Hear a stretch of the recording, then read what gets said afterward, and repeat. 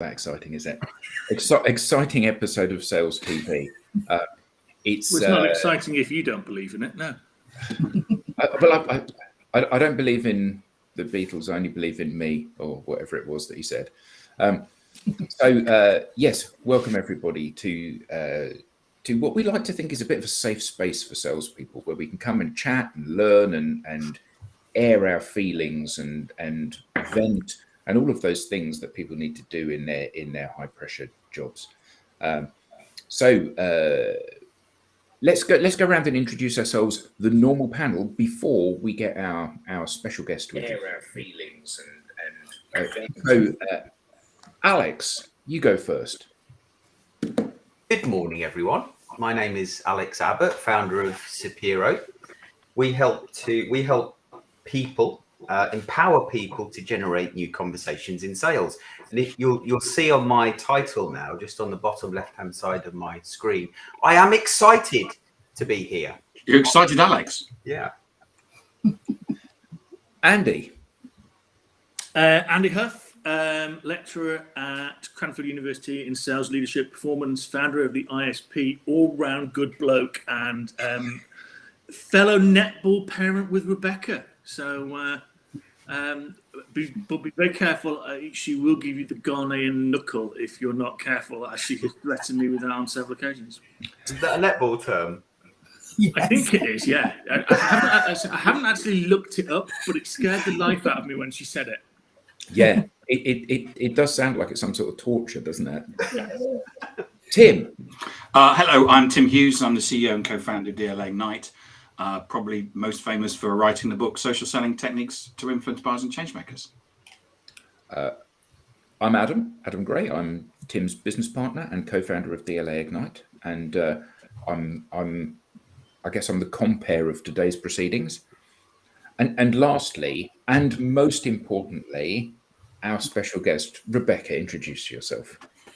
Good morning, everybody. So I'm Rebecca Nyamah, and I'm an organisational psychologist and a psychoanalytical psychotherapist, and I'm the founder of River Nine Consultancy. Welcome, Rebecca. Yeah, welcome. I'm really happy to be here. Rebecca's kindly agreed just to unpack your issues, Adam. So, Andy, we've only got 45 minutes, mate. Yeah, it's true. So. This will be a long series, won't it? I must say, your introduction, Rebecca, it sounds like someone needs a PhD just to say that, let alone do that stuff. Well, I am working on my doctorate, yes. Well, there we go. Two on the call. Yes, absolutely. As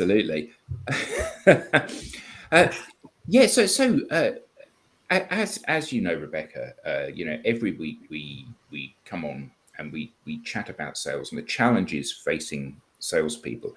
And one of the things that we've kind of bumped into, like a clumsy person in a room full of furniture with the lights turned off, and we keep bumping into this issue again and again and again, is that sales is a challenging environment for people to be in.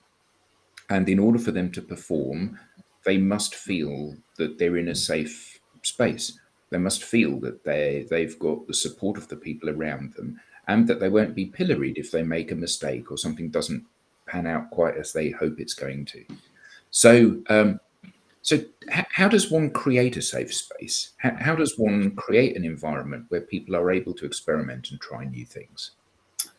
Well, it's quite easy, although I think it's got an issue of appearing aloof.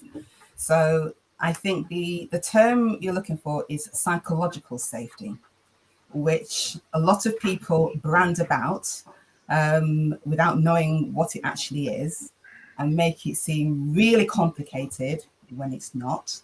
And the amount of times I've interviewed potential leaders, and they said, well, it's all about psychological safety. And my other panel will nod, and I'll say, what is that? And they'll say, safety of psychology. Which means nothing.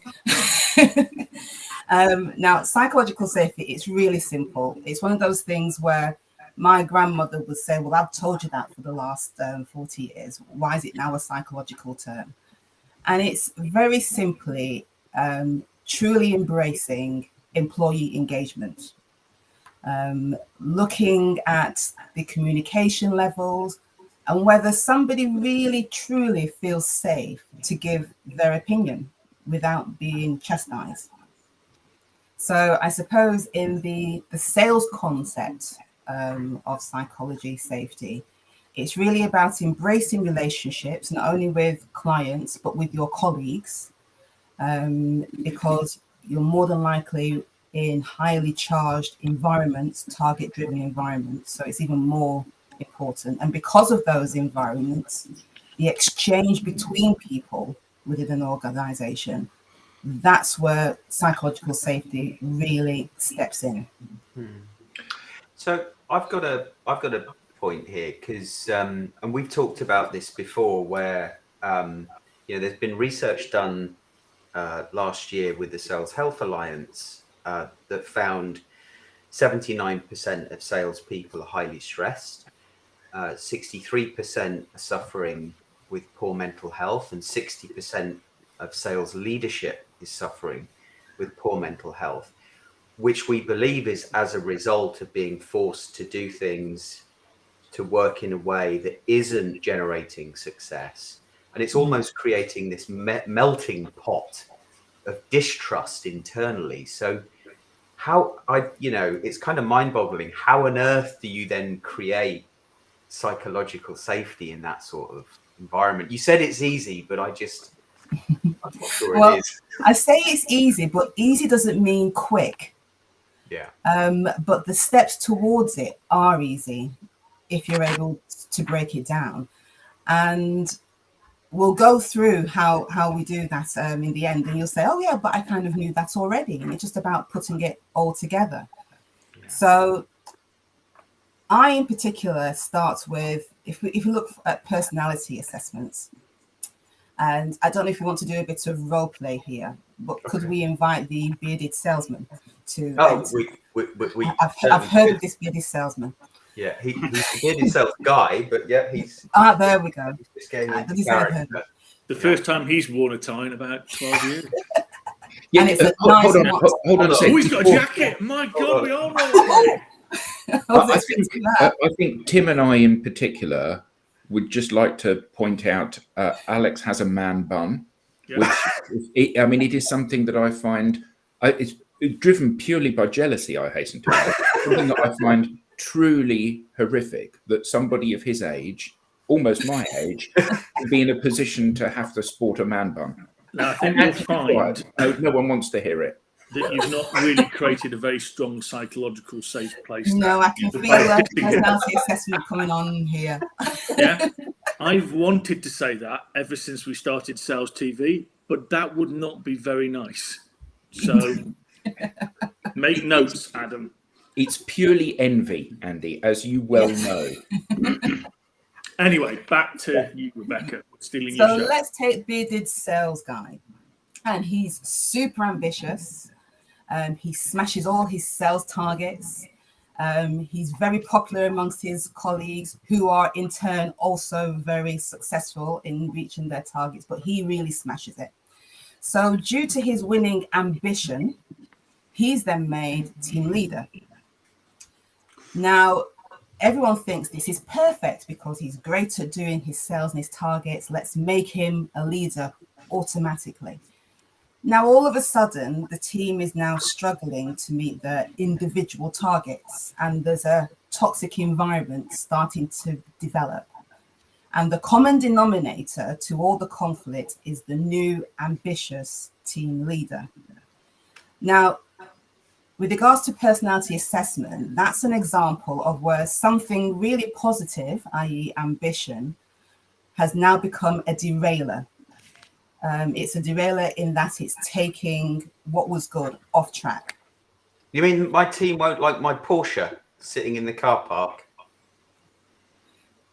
Teamwork as in, well, no, because merit should be rewarded, I believe.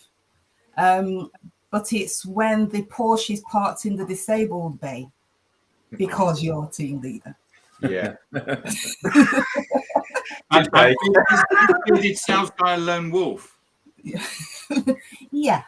And I'm going to try and avoid TV links because it's so easy for people to fall into that. But it kind of takes it depersonalizes things, and it actually covers over some really dark issues which can really affect people's lives, not only in the workplace but their family life and personal life.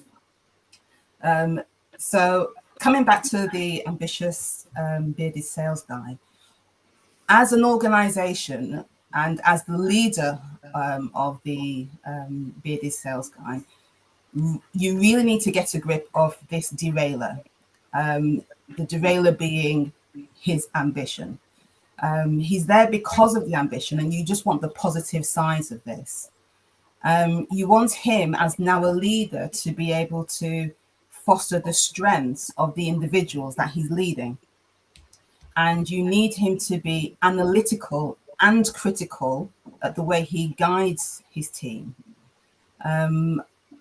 And with the introduction of AI, leadership, whether you're new to it or quite advanced, you're in uncharted territory with regards to any industry.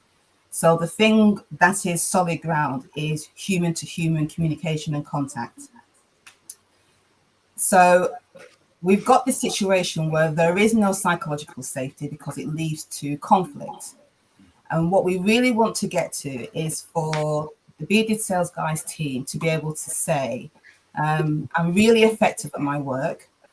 My relationships within my team are positive. I feel that my leader can influence me to help me solve problems. And I feel free to express my opinions at work. If somebody in that team can't say that, then you do not have psychological safety, full stop. You want nearly everybody to be able to say those kind of things. So, and this is measurable, which we can come into. I'm sure there'll be questions about how do you measure that. But quite simply, and it's kind of going straight to the end, what you really want to give, and even if you Google this, they will still skip a couple of really essential concepts. And it's my belief as an organizational psychologist and psychotherapist that you need to give your all employees the ability to be aware of their bias. Because once you identify your own bias, which everybody has, it's not something to be ashamed of, everybody has it. But what you need is people to be able to practice not allowing their bias to impede on your behavior towards somebody or your decision making. Because once people see that that's the situation, that's the position that you're coming from, it's only from that point that you can develop open and respectful communication.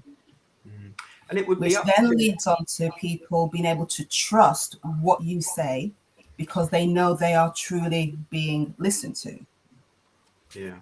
And then that then links on to creating a culture of growth mindset where failure or making mistakes, which is a human concept, is seen as an opportunity rather than an excuse just to fire somebody, because that's where the fear comes in. So you can't have somebody working in fear and be open and productive and effective. So the growth mindset, which is something where my past career as a senior leader in teaching comes into effect, where a lot of schools try and promote growth mindset, where making a mistake is not an issue, it's an opportunity to learn from it. But you better learn from it though, because if it happens again, then that's not a mistake. You made a choice there.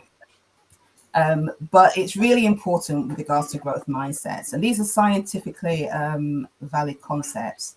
You need to give people a chance to learn at their speed and give them a chance to get into their lane at their speed. Otherwise, you've got all these personality traits that will just derail. How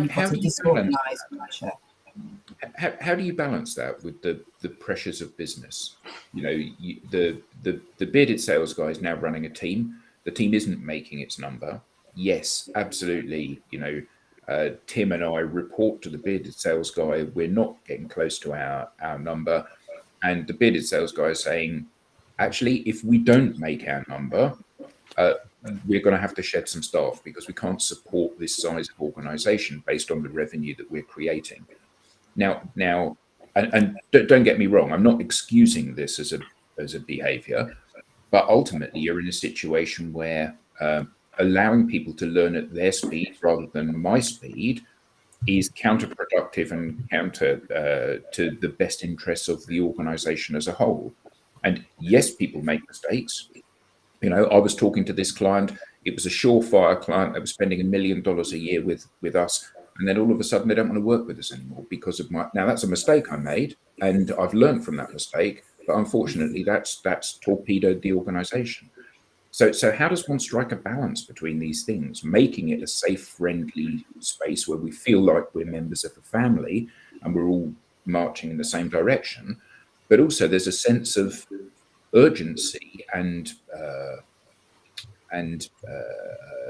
impetus in our behavior because we know we were on a time scale and we've got objectives we need to hit. Indeed. And I think the first question is, rather than what's happening with our targets, the question needs to be, what's the problem? And that team needs to say, we used to make our targets, but now we don't because of you, X, Y, and Z, and you, X, Y, and Z, and this is affecting it in this way. And as a team leader, you need to be able to take that on board because you're no longer an individual, an ambitious individual. You are a team leader. And so actually your target is not your own personal target, it's the target of this team. And if that team who used to make their targets isn't making their targets, and there is a common denominator of the way you're leading it, it's for you to find out what that issue is, not for people to be thinking groupthink or in fear of saying something which is inevitably going to cost the organization a lot of money. And even to get to that point, you're already losing money already before you've lost any contracts because that conversation hasn't been had. And that's where psychological safety needs to be. Leaders need to have broad shoulders. If you're going to step up into a leadership position, have broad shoulders. You can't be precious. So if somebody's giving you feedback where you are affecting your team, you're literally self-sabotaging yourself. So it's not cozy and it's not even family. It's being real because the consequences are extremely real and you are already losing money before you even lost the contracts. But we've got a big issue here, haven't we, around the structure, particularly of large enterprise, because I'm an independent contributor. I'm doing really well. I'm achieving my number. I'm being well rewarded for that. I want to move up the corporate ladder as a consequence of my success in my role. And that inevitably, in most organizations, means that you become a manager of people, whether you're equipped to do it or not. You know, the reward that you get for having achieved your number for 3 years on the trot is that you get promoted and you now become a manager of people, whether you have the skills to do that or not. And I think that the organization is hoping that your success as an independent contributor will percolate down into you encouraging your team to be successful as independent contributors. The reality is, though, that and somebody had said this earlier, that the skills required, there we are. It was Steve that said this. They're totally different qualities. Having leaders above them who know how to train and support people in their progress leadership. It's like just because you're a brilliant salesperson, it doesn't mean that you'll have any skills as a people manager. And yet that is the transition and that is the development that you have within most organizations these days, I think. And I think organizations really need to look at this because that has been the traditional route of not only in sales, but many industries. And that can't be the only way to progress. If you are a really successful individual working within an organization, being a manager can't be the only route to maximize your success. And a lot of people, they feel that that's the only way, whereas an organization offer a different route. Bring in exceptional leaders that focus on the leadership, because it may need a team restructure in order to accommodate this successful individual. Hold on a sec. This conversation is excellent and needs to be spoken widely. So, Rebecca, do you have a book or a podcast? No, I've got about 15 books within me, but I haven't started them yet. But I have been asked several times about books and podcasts. So, yeah, maybe I should start. Well, we certainly need to have you come back if you come and do a regular slot with us, because I think this is, you know, I've been scribbling away here, and there's a couple of things, and they're certainly not rants, but I love the growth mindset. And failure is seen as an opportunity. So just adding a comment there, I remember as a young graduate being exceptionally hungover one day on a course at Lloyd's Bank. That doesn't sound like you, Andy. I know, it doesn't. And looking at the carpet, and there's a reason behind this, and the carpet kind of loomed up at me and somebody asked me a question. And I actually missed the question completely. So I was stood with the choice, and I actually went, I'm sorry, I didn't hear the question and I'm not sure I know. And instead of getting a rollicking, the trainer actually said, thank you. Really, really good job. Thank you for being honest. And it was an amazing moment that I've never forgotten. And interestingly, in sales, we expect all salespeople to know everything.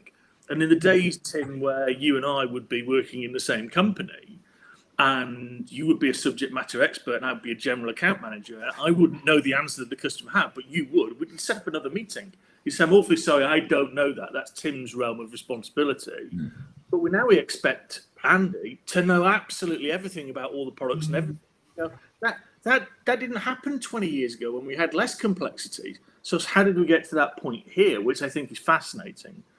But I also love your point, Rebecca, about we're already losing money, which is to Adam's point. You know, how do we do this when we're already costing ourselves as sales functions millions of pounds? 10% of sales functions don't have enough salespeople, and people are leaving. And the cost of somebody leaving because they're burnt out, to your point, bearded sales guy, is roughly equal to their to their target. Yeah.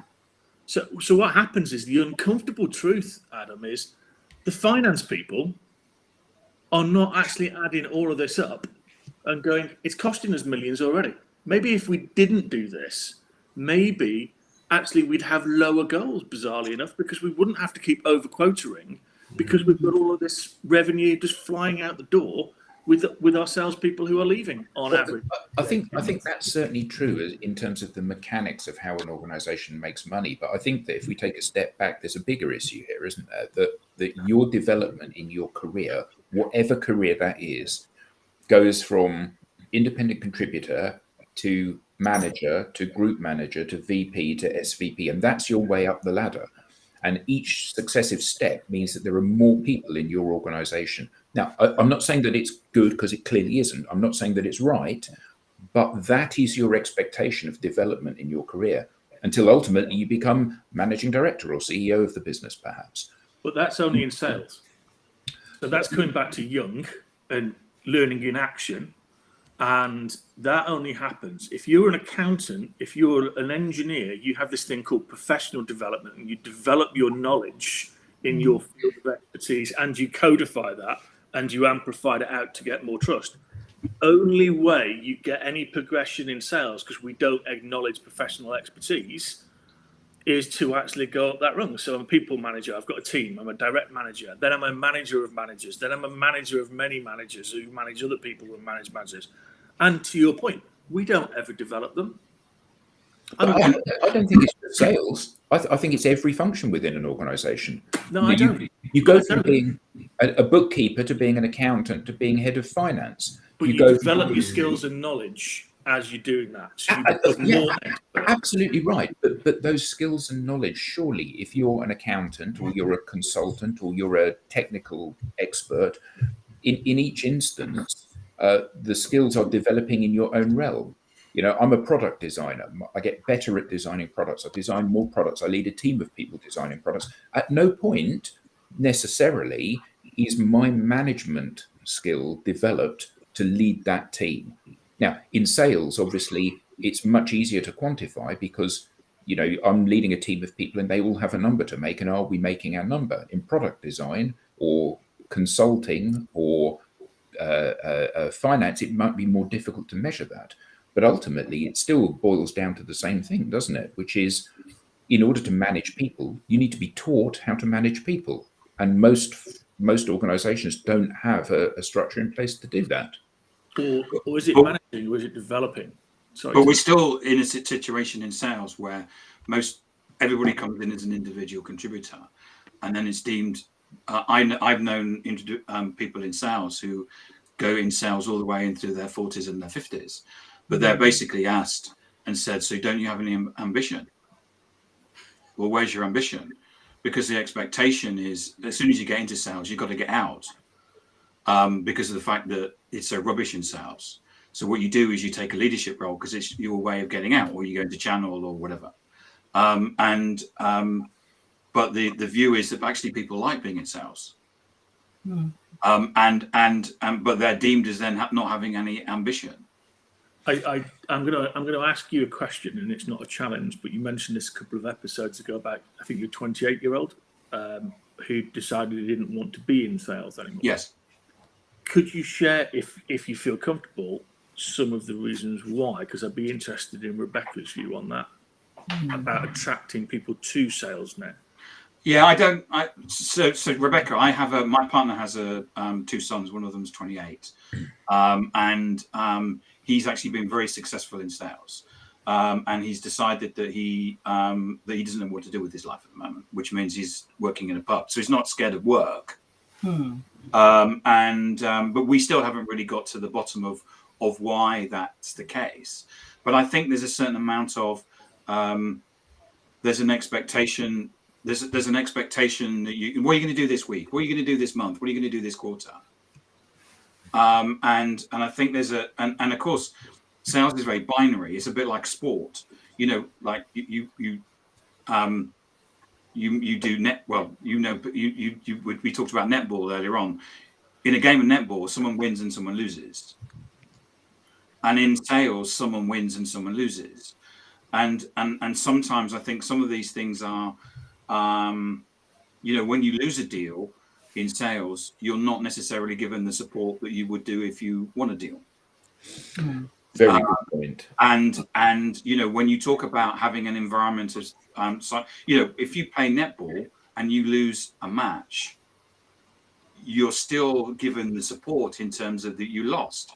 You know, we haven't, you know, we have a female football team who lost the World Cup, but they're still heroes in our view. And so why is it that if we lose a deal, you're not a hero?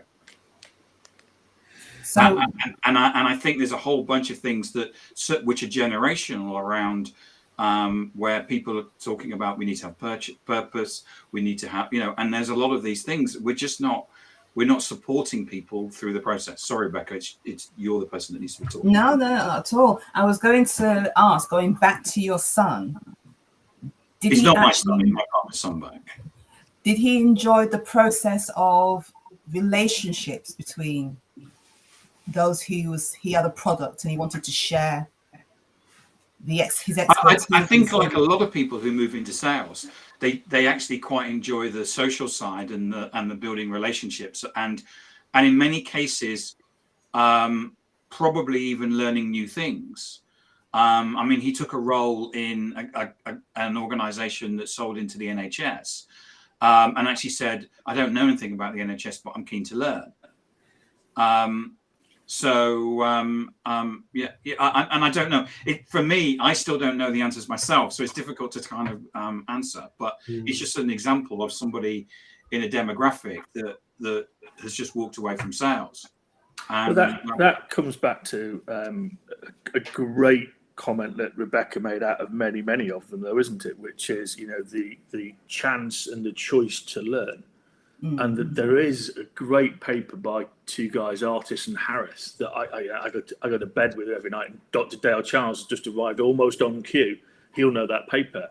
And it actually says salespeople, logically, are the best self-directed learners in any organization. We just don't give them the chance. Yeah. We tell them what they need to know, and not actually encourage them.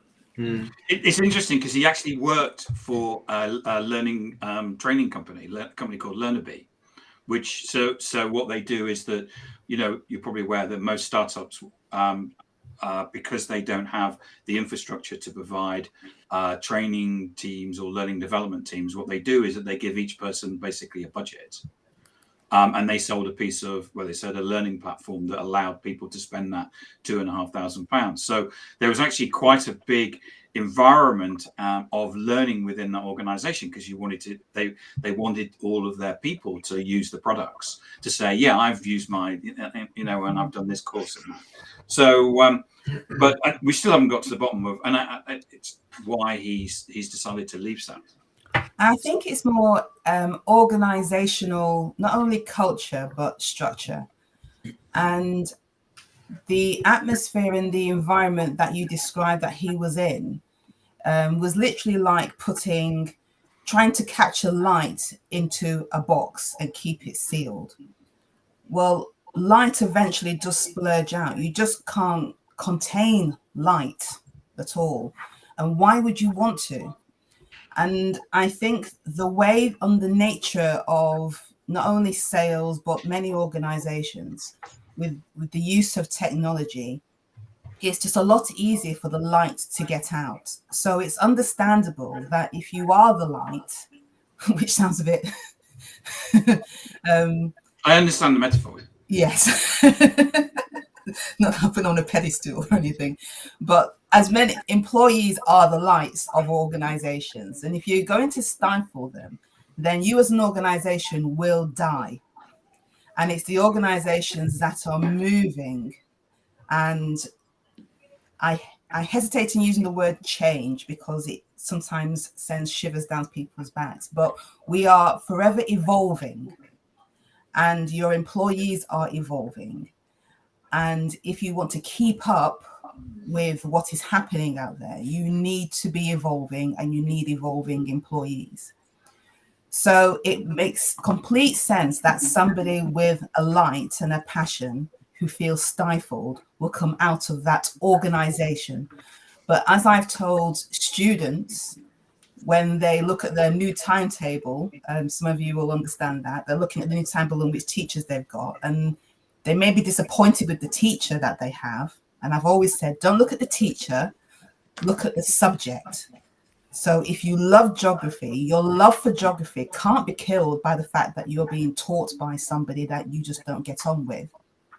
Keep with the love of the geography, keep with the love of the sales, but find a home for it.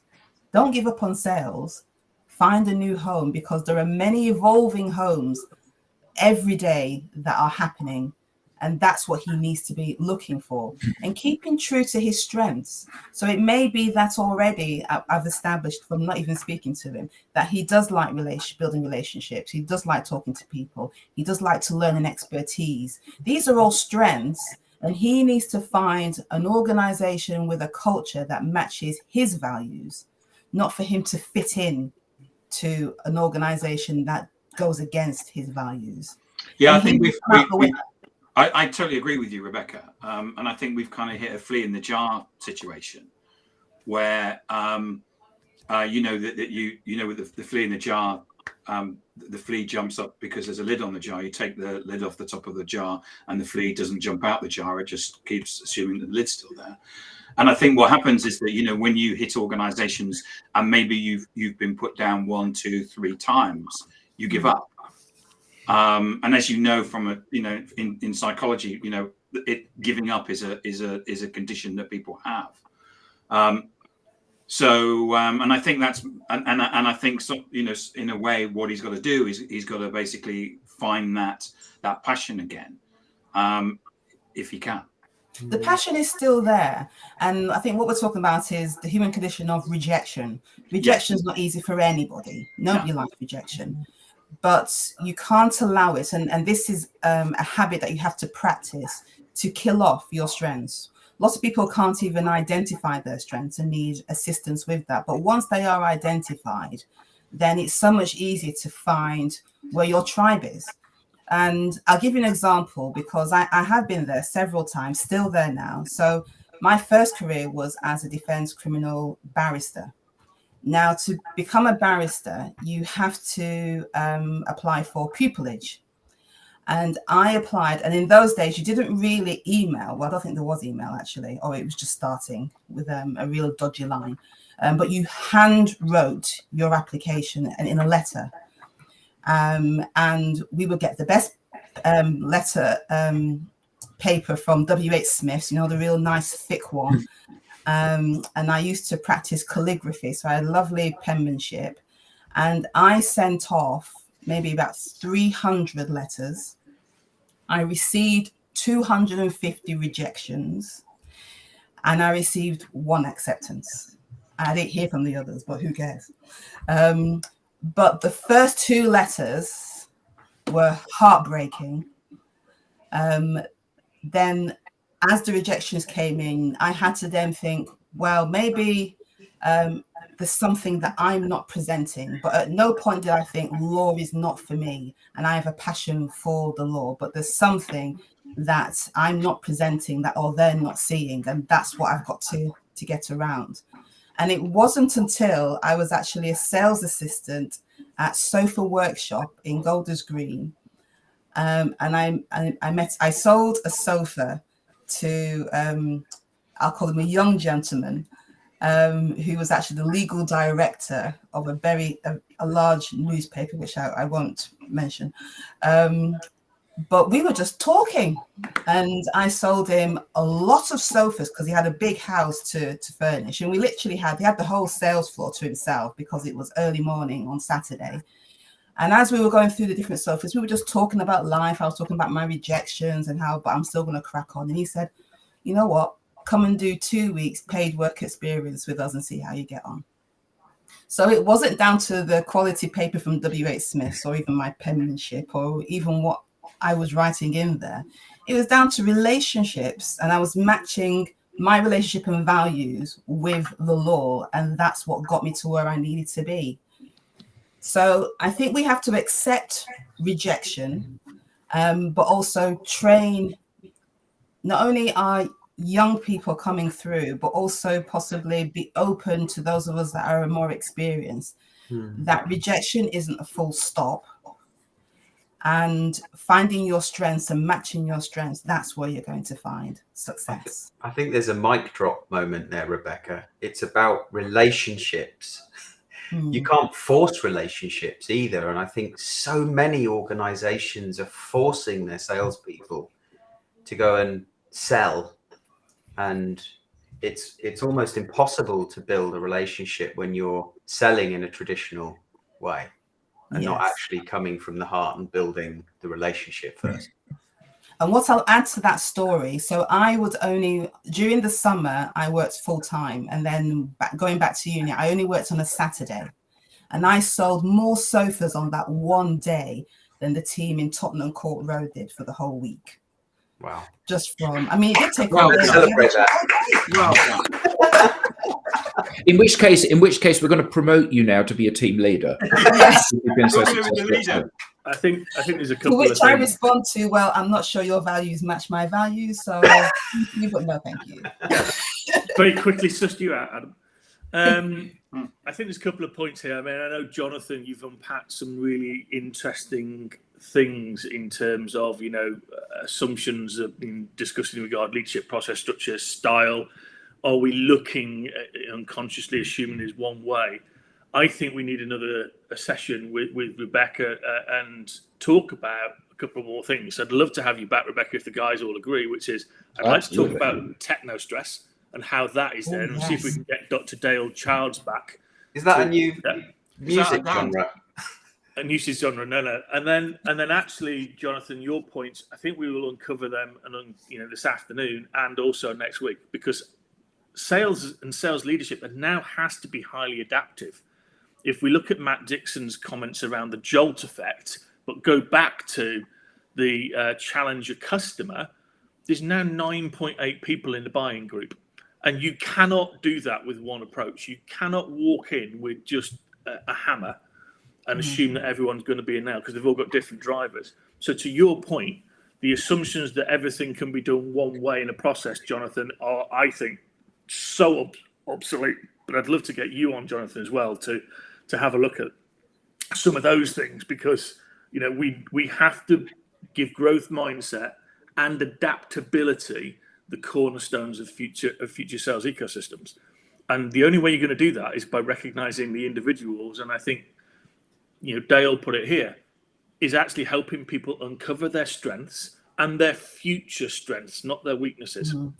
But this is a seismic shift in how people envisage a sales function or a sales structure within an organization, but also organizations as a whole.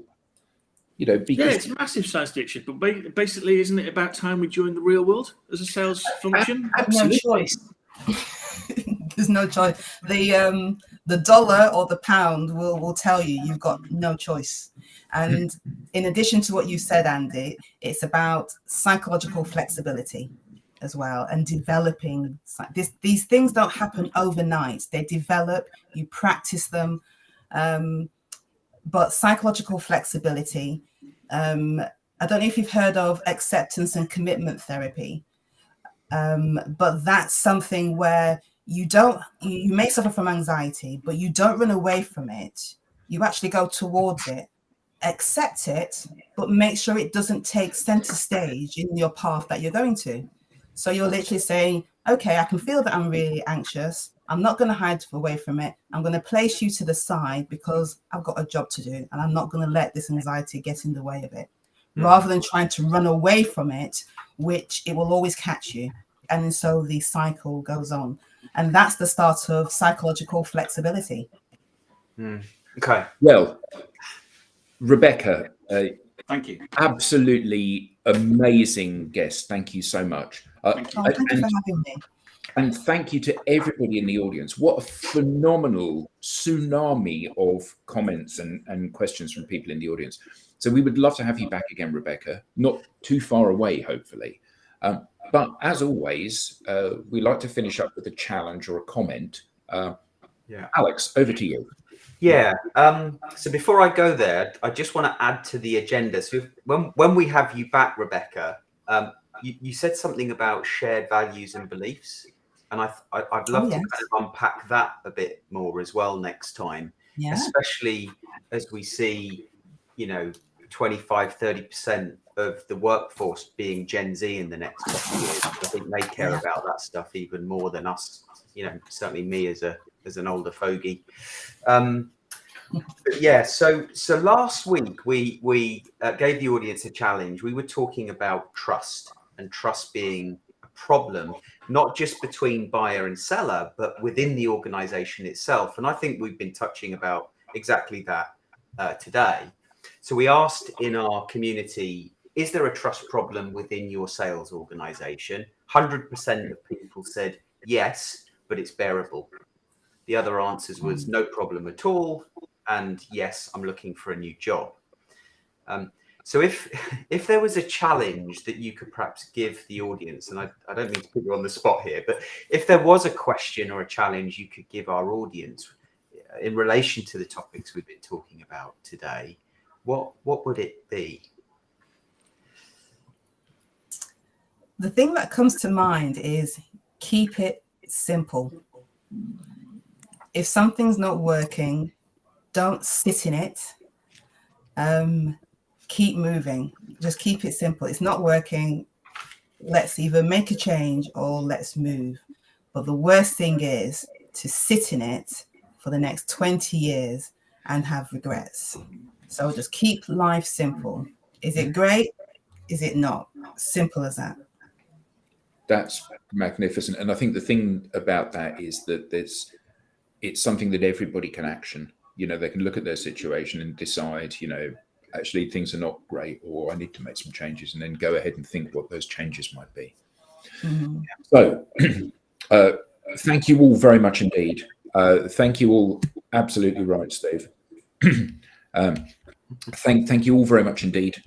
Thank you to everybody in the audience. Again, what a magnificent series of questions. It's almost like the audience the panel in some cases. So hopefully we'll see you again soon, Rebecca. Hopefully we'll see everybody in the audience again soon. And until later today, and indeed next week, have a great week, everyone.